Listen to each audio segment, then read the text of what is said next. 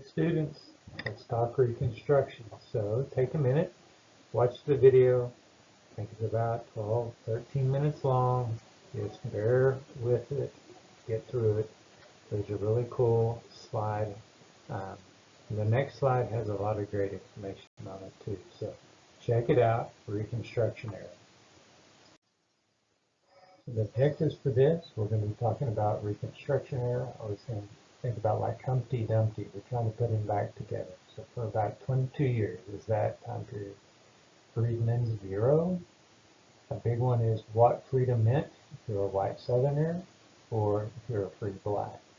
What were black codes? We're going to talk about the assassination of Lincoln. I don't have the 13th on here, but 13th, 14th, 15th Amendment. Carpetbaggers, Jim Crow laws, Plessy versus Ferguson, and Ida B. Wells, and the anti-lynching. So hang on, we're almost there. Students, on this slide, if you look at the left, it talks about constitutional changes. So you have the 13th, 14th, 15th Amendment. Always remember it like this, free people vote. So 13th is free, 14th is people, 15th is vote. Look on the right side. Look at the resistance to Reconstruction. This is a white man's government. Look at the black codes. You could be arrested for vagrancy. Basically, if you don't have a job, you don't have a home, where are you going to go? Well, you could be arrested and then you'd be contracted out to work off your fine. People are getting rich through these things.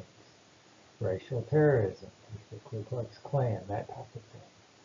Jim Crow law. So now I always think of this. Civil War, up to the Civil War, the slave owners had complete power over the slaves. Now you just changed, think about it, it's like you change your hair, you change your glasses.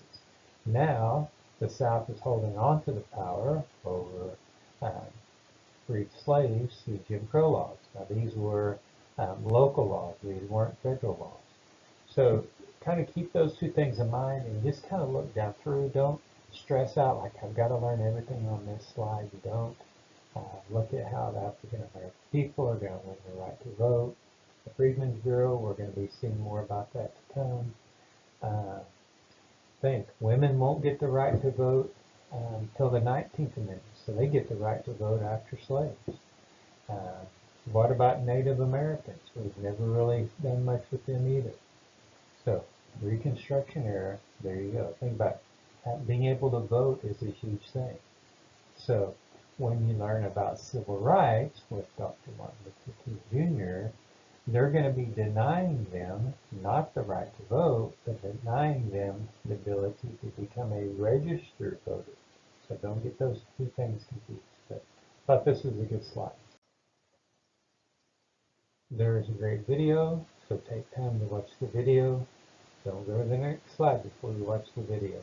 Check out the link, give you more information about what was the Reconstruction period.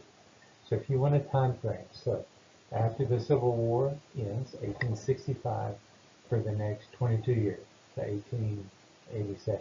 So 65 plus 2 is 87. It's a historic period in which the United States grappled with the question of how to integrate millions of newly freed African Americans into social, political, labor systems. It's time of significant transformation within the United States. So you have 4 million freed African American people. Where are they going to go? How are they going to fit into society? They're going to have to change some laws. Think about it. People own the land, slaves work the land. Now slaves need to be able to work the land to make money. Well, who's going to give them the money? Who's going to think, I'll just give up my land? So a lot will have to change. Remember what Abraham Lincoln, his view. How are they going to fit into society? So now his question became a reality.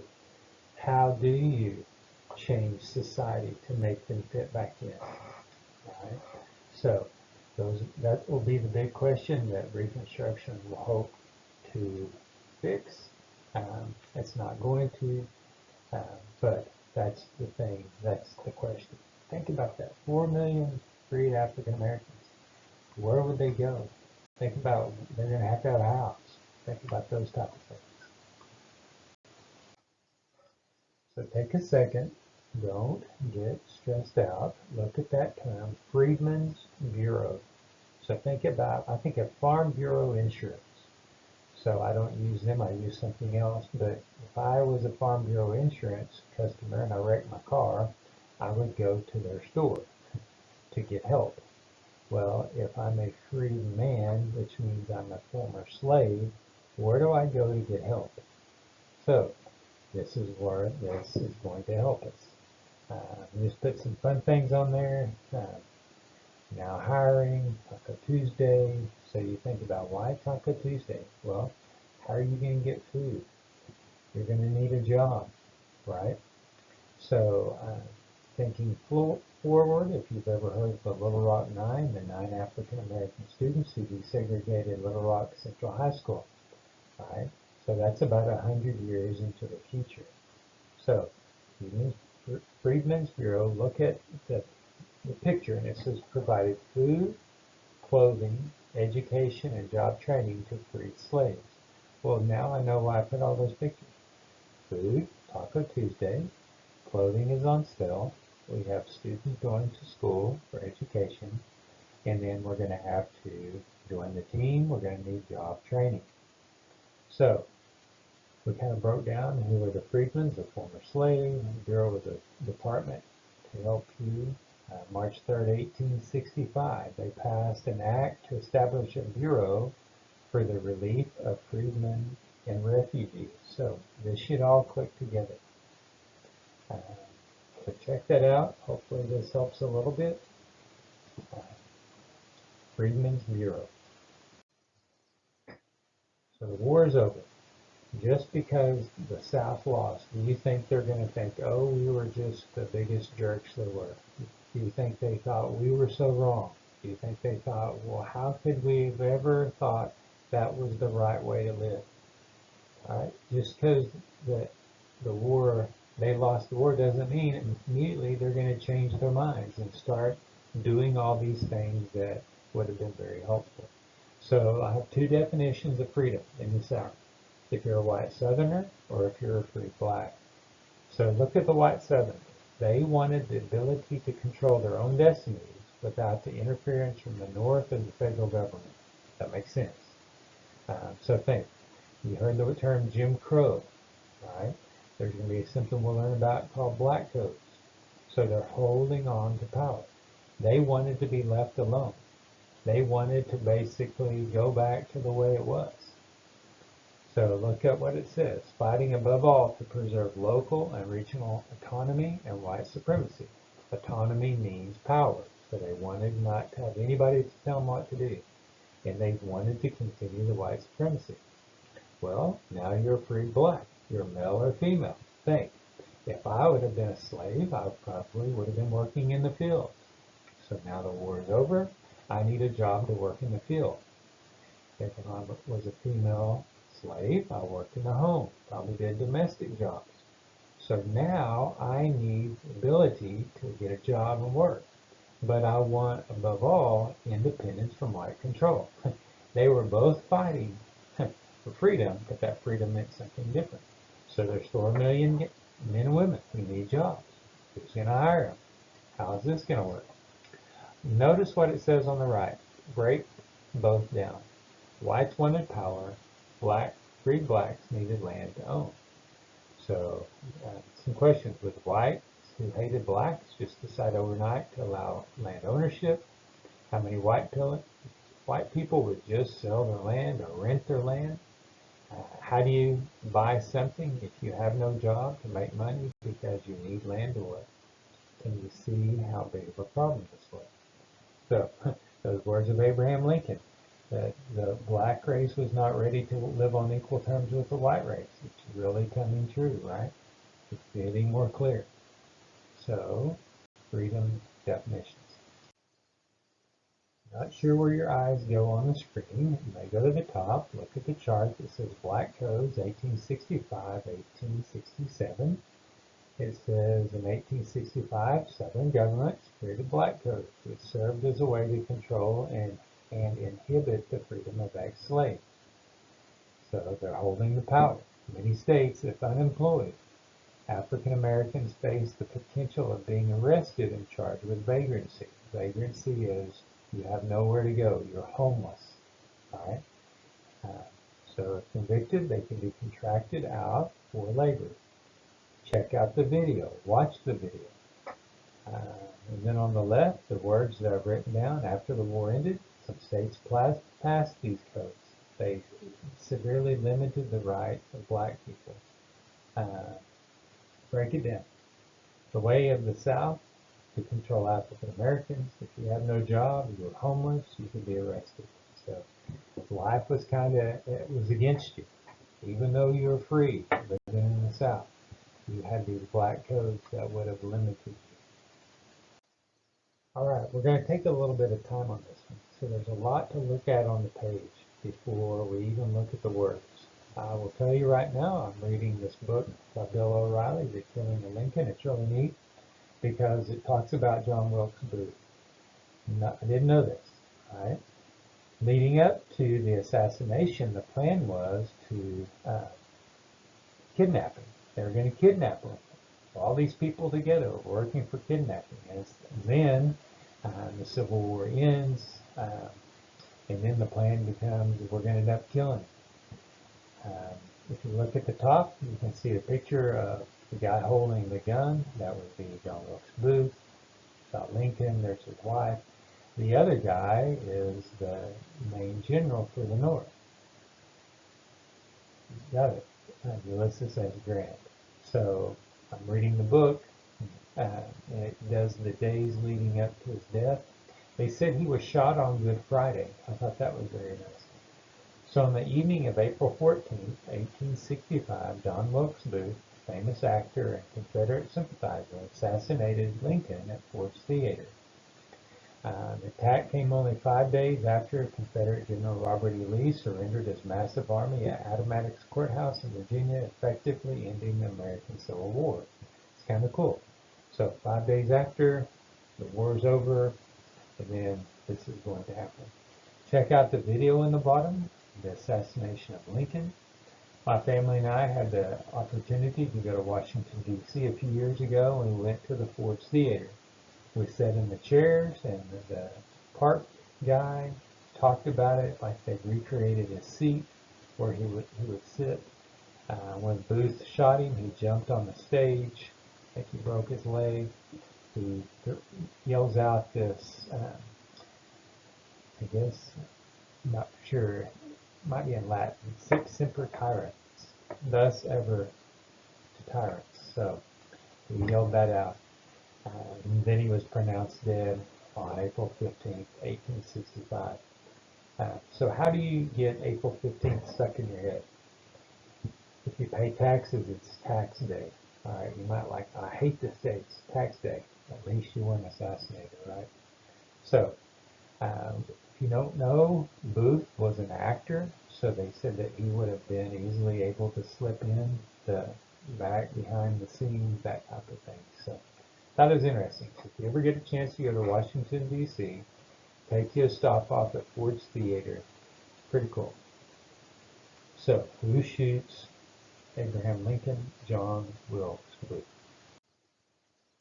3 amendments to know. Free people vote. 13th, 14th, 15th Amendments. So the 13th Amendment, they abolished slavery in the United States. So now you're free. 14th Amendment, this basically gives you citizenship to all persons born or naturalized in the United States. Maybe you know somebody who was not born in America. So they more than likely took the citizenship test. 15th Amendment, vote. So voting rights. So you can't deny suffrage to someone because of the race, color, or previous condition of servitude. Connect this to the Civil Rights Movement. Think about how hard it was to vote in the South if you're an African American. Right, this is civil rights. So you had the right to vote because of those 3 amendments. They were not allowing you to become a registered voter, like getting your voting card. This is kind of an interesting interactive PowerPoint. If you click on the first link, that's going to kind of walk you through. If you like to see what questions you'd be asked, if you tried to become a U.S. citizen, check on the practice test. I think you have to get 10 correct. One time I helped a gentleman from that worked here in Big Spring, passed his citizenship test. He was from China. So he's a U.S. citizen. His name's Andy. That's his Americanized name. And I went to his house, and he thanked me. We hung out for a little bit. He had his door open and to the street, and I said, Andy, in China, would you have your door open like this just so we could talk about anything? And he said no. So I'll leave you with that thought in mind. So 3 amendments, 13th, 14th, 15th amendments. Maybe you've heard the term carpetbagger or scallywag. Both of these would have a negative connotation. So picture the Civil War has come and gone. The Southern economy is destroyed. Now people are down there trying to help it become better. Some people are going to go down to try to take advantage of the situation. So look at the 3 points. It says during and immediately after the war, many Northerners headed to the South, driven by hopes of economic gain, a desire to work on the behalf of the newly emancipated slaves, or a combination of both. So we're going to the South, we're going to make money somehow. I'm going to look at it like that. Carpetbagger is a person from the northern states who went to the South after the war to profit from Reconstruction. So your suitcase would look like carpetbagger. And a scallywag is a white Southerner who collaborated with Northern Republicans during Reconstruction, often for personal profit. So you're a white Southerner, now probably the people from the South giving these names. So if I'm a white Southerner and I helped and I collaborated with these Northern people coming down, all my Southern white friends would call me a what? Scallywag. If you called somebody a scallywag, they probably would have no clue what you're saying. So carpetbagger, scallywag. You need to know what Jim Crow laws were. So connect this to civil rights. So these were local laws, a collection of local and state statutes that legalized racial segregation.